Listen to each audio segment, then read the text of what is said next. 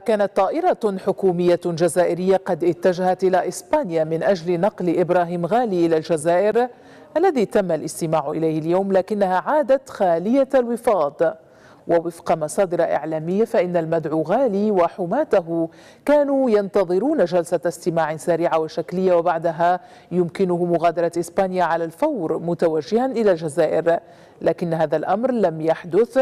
فبحسب وكالة رويترز فقد أمر القضاء الإسباني زعيم جبهة البوليساريو بالبقاء في إسبانيا ريثما يتم تقييم مدى خطورة الاتهامات والشكايات الموجهة ضد زعيم البوليساريو في هذا البلد.